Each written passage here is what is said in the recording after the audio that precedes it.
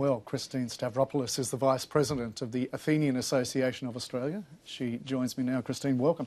Thank you. How are you? Do you share the worry? Very much so. Why is Absolutely.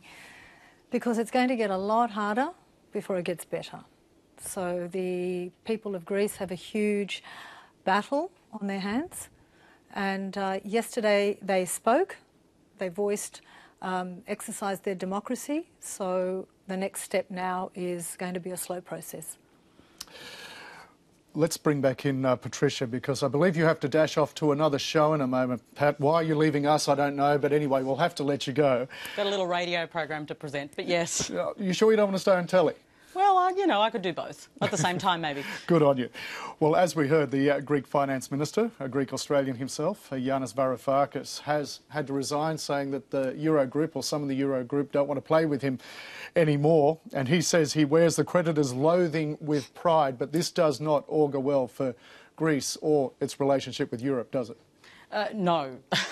I think, can I just say broadly, I was completely unsurprised by the Orhi vote. I have a background. I am also, my parents are Greek, and I take a great interest in this and watching what is a country that I love fall to pieces. But I am completely unsurprised, and I found a lot of the analysis around maybe there will be a yes vote kind of very, very hilarious, to be honest, if you know anything about the Greeks. They're very angry. They have had many years living under austerity measures. They have crippling unemployment. The young are very angry. They see no future. I polled just some of my relatives, and I can tell you they were all voting no because they felt like they couldn't live under conditions where their economy was completely controlled and they had no ability to, no levers, no way of changing their destiny. So I'm completely unsurprised. Yanis is a man who was very contentious, has been very, very contentious in the entire process. I think his resignation is a good thing for the Greek government, given they are finding it very difficult to negotiate. So again, I think even the passion at which his statement is worth reading. Anyone watching this, please go find his statement, because it speaks volumes about the way that he has executed this process, which has been, you've got to say, pretty ineffective to date. So I hope very much that they were able to resolve it. I think that they will. I think no one wants to see Greece exit, and the ramifications in southern Europe will be enormous if they do. Well, Patricia, the Finance Minister, the now ex-Finance Minister, said that the no was a big, majestic yes to a democratic, rational Europe. But is that how those in Europe, or at least some parts of Europe, are going to see this? No. The Europeans, obviously, I mean, there's splits all over Europe, let's be clear, and, you know, we know where Germany stands on all of this, but there's enormous pressure also in Germany. People need Greece to stay in the Eurozone. Okay, and therefore I believe that Greece will stay in, because I think it is not in the economic interests of those large nations for Greece to exit. Greece has been audacious.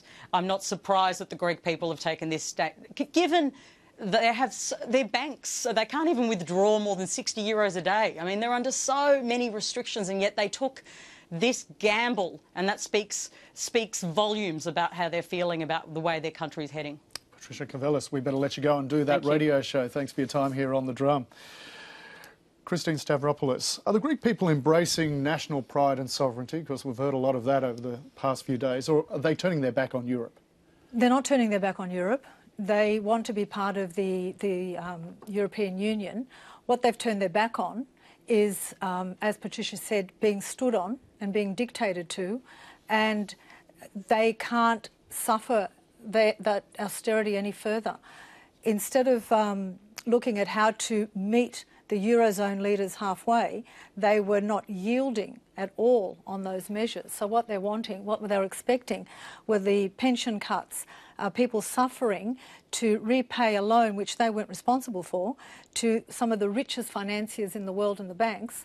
And they said no, and at the very least, they want to repay the loan, but at least give us the opportunity you gave Germany in 1953. This sort of behaviour has happened in other places around Europe. I mean, the Portuguese, the Italians, the Brits had a government that brought in an austerity budget. I mean, at the end of the day, if you rack up debt, even if it's not you who racks up the debt personally, countries do need to pay it back at some point. Otherwise, the entire financial system is undermined. you do have austerity, but that also has to allow for some stimulus to create a positive growth. Otherwise, if you're drawing down, eventually you'll hit rock bottom. The creditors don't get repaid. Then you have the humanitarian crisis that follows that. And nobody has addressed the humanitarian aspect of this. It's all been about the ledger.